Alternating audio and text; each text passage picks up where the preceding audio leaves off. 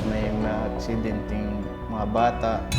Ayoko na yung may mangyaring aksidenteng magkasunog.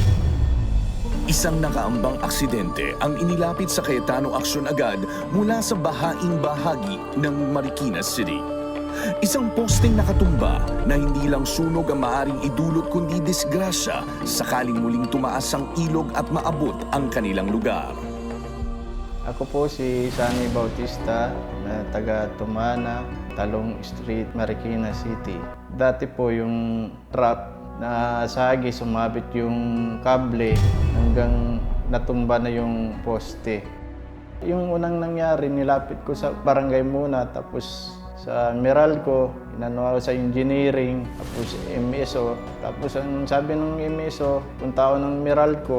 3 balik ako sa Meralco po, kasi hindi naman inaksyonan. Nawala na po ako ng pag-asa kasi po, sabi, pupunta na lang daw, hindi naman sila nagpupunta doon sa amin. Naitayo ni na Tatay Sunny ang poste, natumba, ngunit ang pangamba niya ay hindi nawala. Ayoko nang may antayin na may maaksidente doon sa iskinita namin. At dahil nagsisimula na ang tag-ulan, hindi na nagpatumpik-tumpik si Kuya Alan at nilapitan ang mga ahensyang aayos sa delikadong poste. May lumapit sa atin si Mr. Sunny Bautista, no? Ano yung main na problema? Sir, ang main na problema po niya, yung poste ng kuryente po, 10 years ago, nabangga ho ng truck. Tapos nagbigay ng papagawa yung nakabangga. After 5 years, nasabitan ng truck. Worried na ho sila kasi may nag-ground na ng bata. Kaya may nakapagsabi ho sa kanila na lumapit ho sa Cayetano in action para mapalitan po yung poste.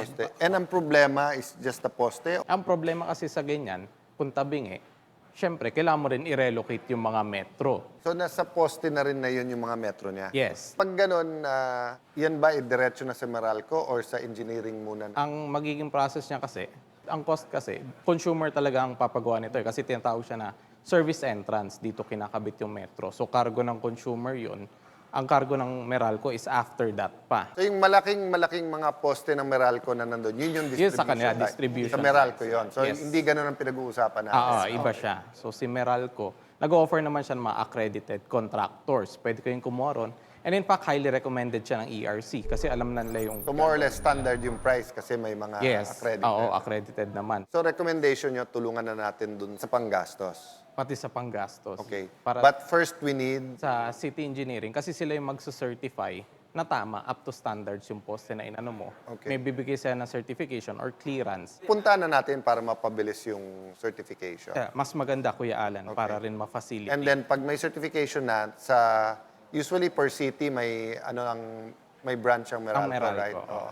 And then saka dalhin natin kay Meralco para mailipat nila yung lumang metro doon sa bagong location. Okay, let's do that. Tapos lagyan nyo na rin ng sign yung bagong poste na bawal banggain. Kasi baka... 2 beses na eh. Hindi, pero puwera biro, tingnan nyo rin yung location. It could be just twice na bangga, but pwede rin yung area ang pinaglagyan, talagang blind spot or whatever. Or kanto diba? na Para siguraduhin na hindi mabangga ulit. Ha? Sige, let's do it as fast as we can. At bago pa magkaroon ng balitang may darating na bagyo, isang bagong poste na ang naitayo sa property ni na Tatay Sunny kung saan inilipat ang kanilang kundador ng kuryente. Mas ligtas na ngayon ang kanilang lugar. Wala nang pangamba ng sunog, wala nang takot sakaling muling bumaha. Kami nagbabalik po dito sa Cayetano in Action with Boy Abunda. Maraming salamat. Kasama ho natin ngayon ang kaibigang Sunny na tubong Marikina. Maraming salamat po. Tani, anong nais mong sabihin kay Kuya Alan? Nagpapasalamat po ako kay Kuya Alan sa pagtugon sa aming poste dahil hindi na ako mangangamba na matumba po yung poste ng pinagawa ni Kuya Alan. Maraming salamat po. Ako naman, Sunny, talagang sa Diyos ang pasalamat. Bakit? Unang-una, alam mo kung hindi naisip talaga ni Kuya Boy na ayusin yung show at buksan to sa social media, hindi namin malalaman yung mga problemang katulad yan.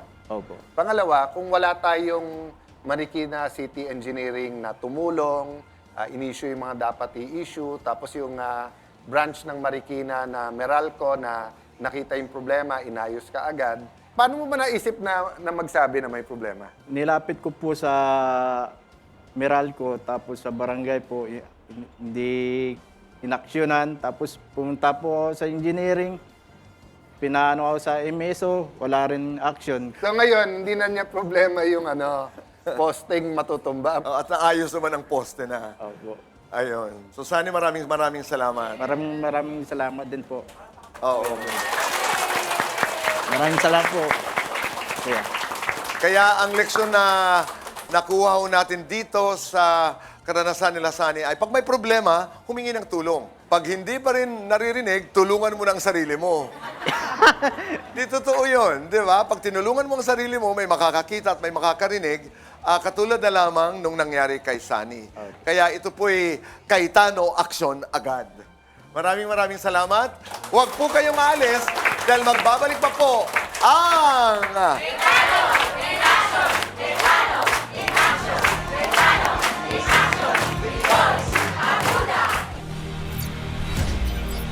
Cayetano in Action with Boy Abunda would like to thank Siomai King, ang hari ng siomai. JC Organic Barley, live healthy, choose good life. And Seimada from La Luna Cafe. Come home to a delicious tradition. We're located at 103 ML Quezon Avenue, Hagonoy, Taguig. 7. Visit at B6, Bonifacio High Street, BGC, Taguig.